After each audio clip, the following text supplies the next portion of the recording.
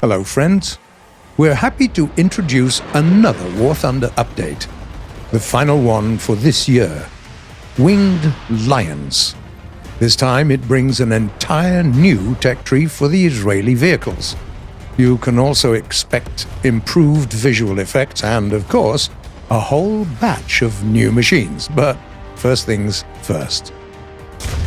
We conclude this year with completing the transition of visual effects to a new renderer. Players will see numerous little improvements all over the game. Collision animations, road dust clouds coming from under the wheels, engine exhaust. Moreover, all effects will be affected by the atmosphere, meaning the wind will carry away flames, smokes, and dust clouds. Hits and holes will receive a lot of variety in their visualization. Look how different these traces look depending on whether the round penetrated the armor or not. It's a small detail, but it makes the game even more realistic. We've also added catapults to the game. No, not like these. Aircraft catapults. Captains of vessels with aircraft on board will be able to launch them in combat. The AI would control your vessel while you're piloting the aircraft, useful for scouting or maybe even capturing a point if you're lucky. Now, the new vehicles.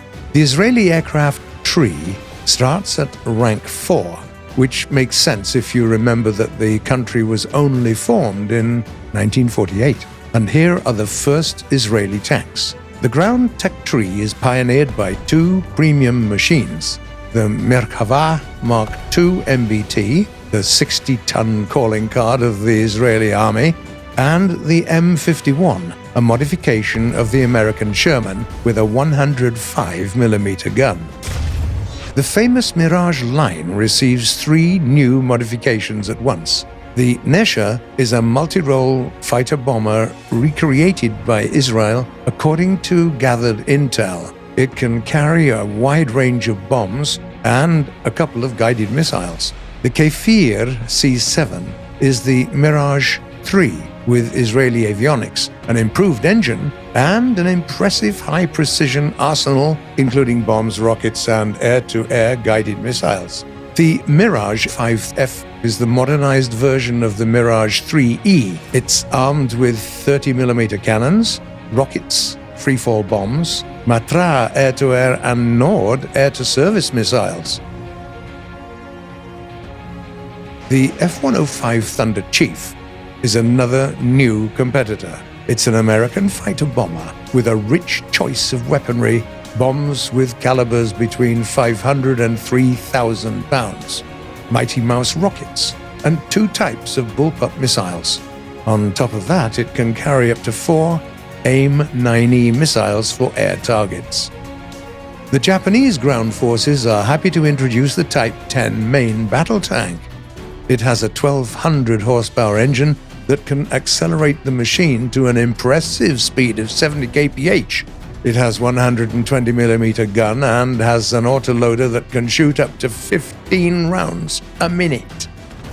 There's another new entry, the 2S3M Akatsiya, a Soviet self-propelled howitzer with a 152mm gun armed with a powerful HE, AP, and heat rounds.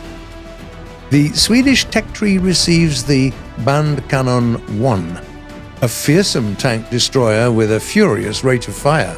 It's capable of spending all of its 14 rounds in as little as 45 seconds, and its caliber is 155mm.